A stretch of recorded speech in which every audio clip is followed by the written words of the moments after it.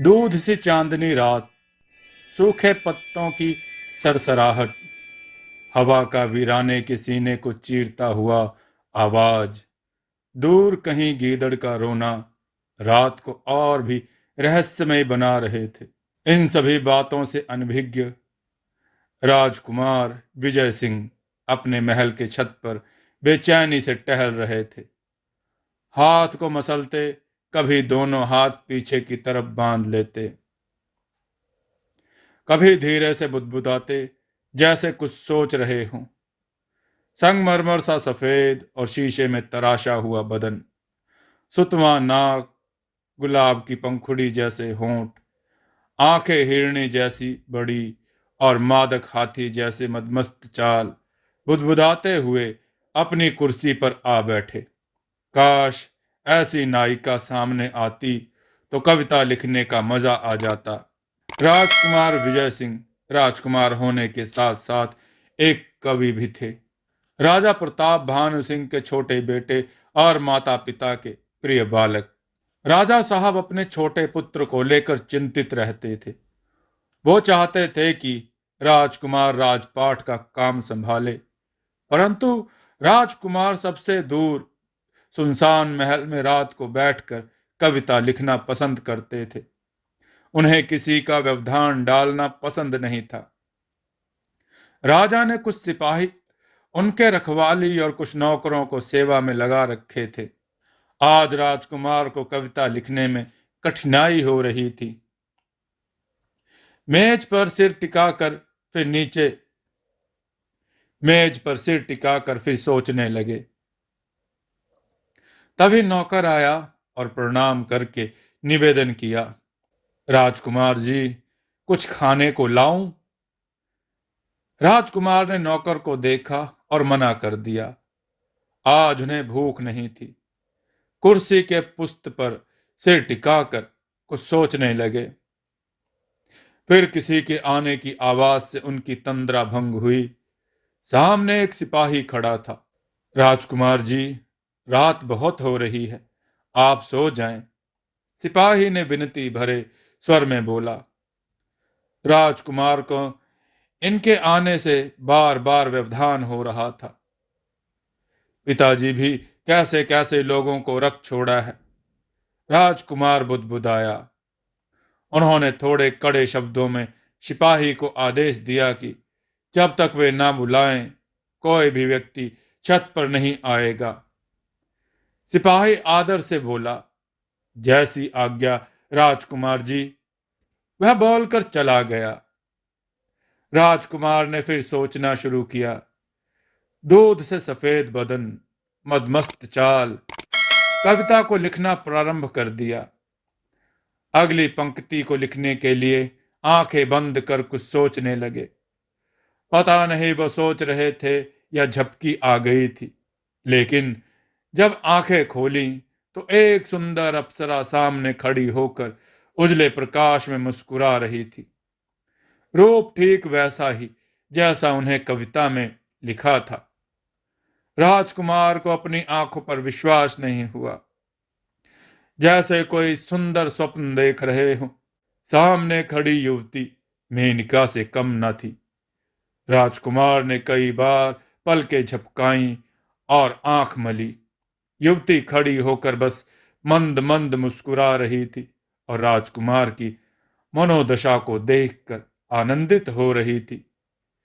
जब राजकुमार को थोड़ा होश आया तो हकलाते हुए पूछा, आप कौन हैं और महल के ऊपर कैसे पहुंची?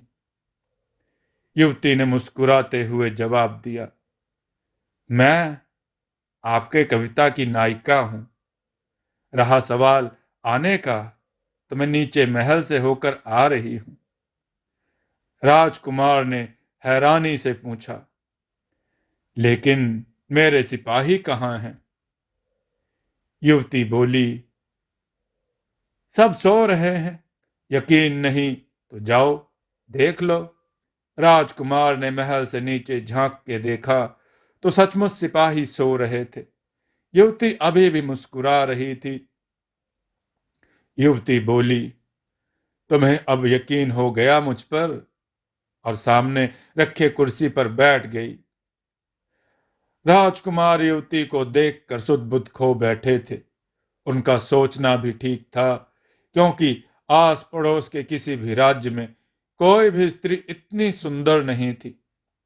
उन्होंने युवती से पूछा, आप कहाँ की रहने वाली हो? युवती हंसकर बात टाल गई और बोली, यदि कुंवर को मेरा आना अच्छा नहीं लगा हो तो मैं वापस जाऊं? कुंवर ने कुछ नहीं बोला, बस अपलक देखते रहे। युवती ने पुनः टोका, राजकुमार जी, बस देखते ही रहेंगे या लिखेंगे भी कुछ? राजकुमार ने उसे देखा और लिखना प्रारंभ कर दिया। राजकुमार कभी उसे देखता, कभी कविता लिखते, कभी उससे बात करते। कब रात बीती और कब भोर होने को आ गई, लेकिन राजकुमार को समय का एहसास नहीं हुआ। युवती उठ खड़ी हुई और बोली, राजकुमार जी, अब मैं चलती हूं। राजकुमार की युवती का जाना अच्छा नहीं लगा और उसे रुकने का आग्रह करने लगे। युवती उन्हें कल आने का वादा करके सीढ़ियों से उतरती चली गई। युवती रोज आती और राजकुमार के पास बैठती, बात करती और सुबह होने से पहले अगले दिन मिलने का वादा करके चली जाती। समय बीतने लगा। राजकुमार अब मुख्य महल में कम ही जाते, पूरे दिन सोते और रात को युवती के साथ समय बिताते। युवती से राजकुमार की नजदीकियां बढ़ने लगी। कब प्यार हुआ और कब वासना की गहराइयों में समाता चला गया, पता ही नहीं चला। दिन के बाद महीने और महीने के बाद साल बीतता गया। राजकुमार की दिलचस्पी अब युवती को छोड़कर किसी चीज में नहीं रही। राजकुमार ने पक्का इरादा कर लिया कि युवती को रानी बनाकर ही रहेंगे, चाहे जो हो जाए। इससे पहले भी उन्होंने युवती से विवाह की बात की, लेकिन वह हर बार मुस्कुराकर टाल देती थी। कहती, राजकुमार, मैं तो प्रतिदिन आपसे मिलती ही हूं, फिर शादी की क्या आवश्यकता? राजकुमार का स्वास्थ्य गिरता जा रहा था। सभी वैद्य हकीमों ने देख लिया, पर कोई फायदा नहीं हुआ। राजकुमार तो अब अजनबी युवती के प्यार में इतने डूब चुके थे कि उन्हें अपने स्वास्थ्य की तनिक भी ध्यान नहीं थी। आज आधी रात बीत गई थी, परंतु राजकुमार की आंखों से नींद कोसों दूर थी। आज उन्होंने कुछ फैसला कर लिया था। अपने अद्भुत भेंट से युवती को अचंभित करना चाहते थे। दूसरा पहर बीतते बीतते राजकुमार की आंख लग गई। किसी ने राजकुमार के कंधे को छुआ, तब जाकर राजकुमार की आंख खुली।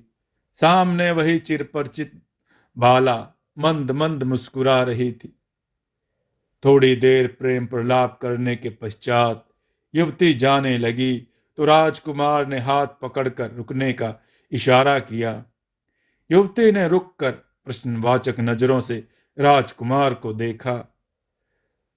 राजकुमार बोले, प्रिय, अब तुम्हारा इंतजार नहीं होता। मैं मैं तुमसे शादी करना चाहता हूं।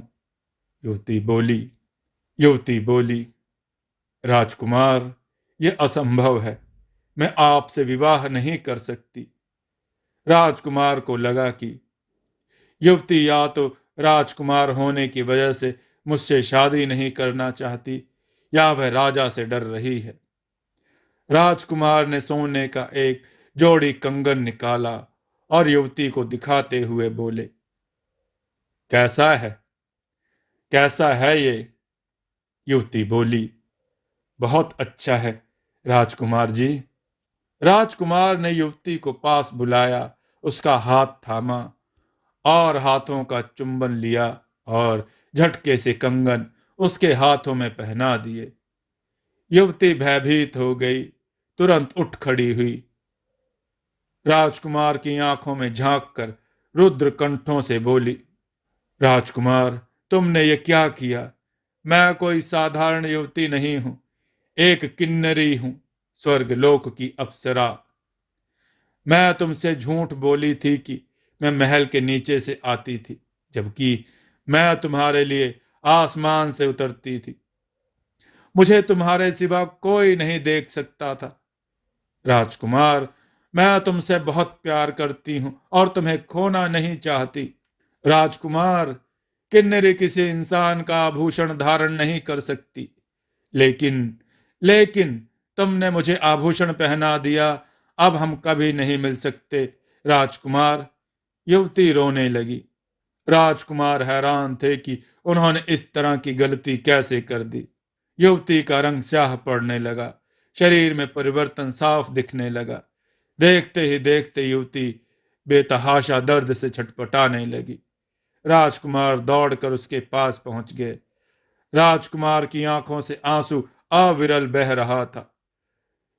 किन्नरी ने हथेली उठाकर उन्हें पास जाने से रोका। कुछ क्षणों में किन्नरी के जिस्म में आग लग गई और पल भर में ही जलकर नजरों से ओझल हो गई। राजकुमार ने देखा कि जला हुआ कंगन फर्श पर पड़ा था। राजकुमार की हालत ऐसी हो गई जैसे काटो तो खून नहीं। उनकी दुनिया पल भर में उजड़ गई। आखिर विधाता ने उनके साथ कैसा खेल खेला था। राजकुमार सन्न रह गए। जब होश आया, उन्होंने दौड़कर जले हुए कंगन को उठाकर सीने से लगा लिया और फफक फफक कर रोने लगे। किन्नरी के भस्म होने के पश्चात राजकुमार रोते रहते थे। हमेशा उसका हंसता हुआ चेहरा आंखों के सामने दिखाई देता। फलस्वरूप दर्द पानी की नमकीन बूंदों के रूप में बाहर आने लगती। राजा और रानी से लेकर राजघराने के सभी सदस्य और राज्य की सभी जनता चिंतित थी।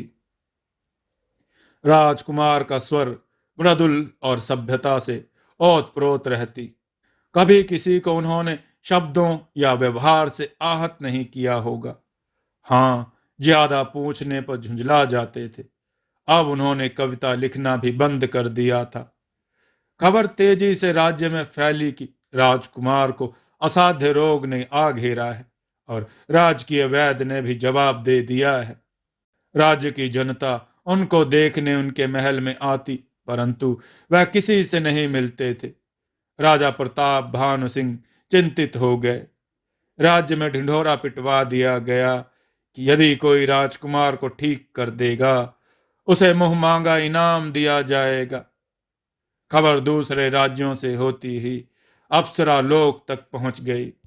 इधर राजकुमार दिन रात कंगन सीने से छुपा कर रखते और रोते रहते। प्रतिदिन पूरी रात छत पर बैठे रहते, जैसे किन्नरी का इंतजार कर रहे हों। परंतु किन्नरी उनसे बहुत दूर चली गई थी। उसके खोने का दर्द मात्र राजकुमार समझ सकते थे। नौकर और सिपाही खाना लेकर आते, परंतु उन्हें बेरंग लौटना पड़ता। कभी मन में आता तो कुछ खा लेते, नहीं तो भूखे रहते थे। समय बीतता गया। सभी राज्यों के वैद्य और हकीम निराश हो गए। राजकुमार की तबीयत बिगड़ती जा रही थी। कुंवर अपनी प्रेमिका को किसी हालत में भूलना नहीं चाहते थे। उनको पूरी उम्मीद थी कि किन्नरी वापस आएगी। उसके बिना तो वह प्राण भी नहीं त्याग सकते थे। बरसात का मौसम था। आज बारिश होने का आसार नजर आ रहा था। रात के पहले पहर में तारे टिमटिमा रहे थे, परंतु अब उनकी जगह अंधकार ने ले लिया था। बीच बीच में बिजली तेजी से कौंधती और फिर कड़कती ही बादल गरजने की आवाज सुनाई देती। सभी लोग बिजली गिरने के भय से घर के अंदर थे, परंतु राजकुमार अपनी प्रेमिका के लिए पागल थे। उनके लिए उनके प्राण से ज्यादा किन्नरी कीमती थी। राजकुमार महल के छत पर खड़े हो गए। कमजोरी इतनी कि तेज हवा का झोंका आता तो ऐसा प्रतीत होता जैसे उनको आंधी उड़ा कर ले जाएगी। राजा और रानी का सख्त आदेश था कि राजकुमार का पूरा ध्यान रखा जाए और उनको ज्यादा उठने बैठने ना दिया जाए। अतः सिपाही आया और विनती के स्वर में उनको अंदर जाकर आराम करने के लिए कहा। राजकुमार ने सिपाही को मना किया और बोले, आप हमें तंग मत करें, हम इतने कमजोर नहीं हैं। सिपाही ने राजकुमार से क्षमा मांगी और चला गया। फिर जोर से बिजली चमकी और बादल गरजने का आवाज सुनाई दिया। राजकुमार का मन व्याकुल था। पता नहीं आज उनके चेहरे पर पीड़ा अधिक थी। राजकुमार प्रेमिका को याद करके फिर रोने लगे। किन्नरी की याद में खो गए। फिर होश नहीं रहा कि रात का तीसरा पहर चालू हो गया था। तभी कुछ सरसराहट हुई और चमक सी उत्पन्न हुई। राजकुमार की तंद्रा भंग हो गई। राजकुमार ने आवाज की तरफ गर्दन घुमाकर देखा। उन्हें धुआं के सिवाय कुछ भी नजर नहीं आया। एक तो रात का अंधेरा, उन्हें धुएं के सिवाय कुछ भी नजर नहीं आया। एक तो रात का अंधेरा, दूसरा राजकुमार की आंखें रो रो कर पथरा गई थी। राजकुमार ने आंख को हथेलियों से पोंछकर साफ किया और फिर ध्यान से देखा। एक सुंदर सी स्त्री उनकी तरफ बढ़ी आ रही थी। राजकुमार चकित थे। भला रात को कौन आया होगा? कहीं पिताजी ने किसी दासी को मुझे आकर्षित करने के लिए तो नहीं भेजा? उनके दिमाग में कई सवाल आए और गए। उसे आते हुए देखते रहे। राजकुमार को रिझाने के लिए राजा साहब ने बहुत प्रयास किए थे, जिनमें राज्य की कई सुंदर स्त्रियां, दासियां और राजकुमारियां भी शामिल थीं। परंतु राजकुमार को किन्नरी के अलावा किसी स्त्री में दिलचस्पी नहीं थी। जब आगंतुक स्त्री ने उनके कंधे को छुआ, तब जाकर राजकुमार सोच से बाहर निकले। आने वाली स्त्री भी बहुत सुंदर थी। राजकुमार ने अपनी आंखों से आंसू पोंछे और प्रश्नवाचक नजरों से सुंदरी को देखा। आपका नाम राजकुमार विजय सिंह है? स्त्री ने सीधा सवाल किया।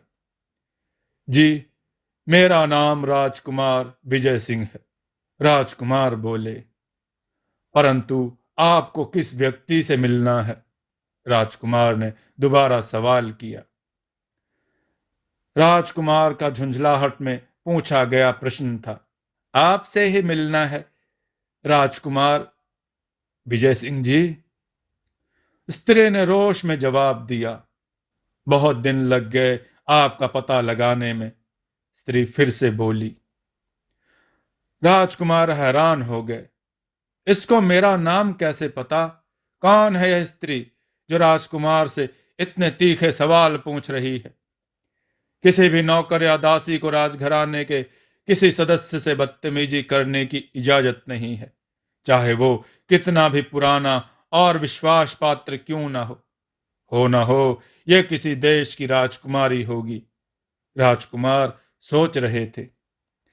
मित्रों, कथा का यह भाग आपको कैसा लगा कमेंट में जरूर बताइएगा। आगे की कथा के लिए कमेंट में जरूर लिखिएगा और कमेंट में जय श्री राम अवश्य लिखें। दोस्तों, आपको यह कथा कैसी लगी अपने विचार और सुझाव कमेंट में जरूर दें। हमारी कथाओं को लाइक करें, हमारे चैनल को सब्सक्राइब करना न भूलें।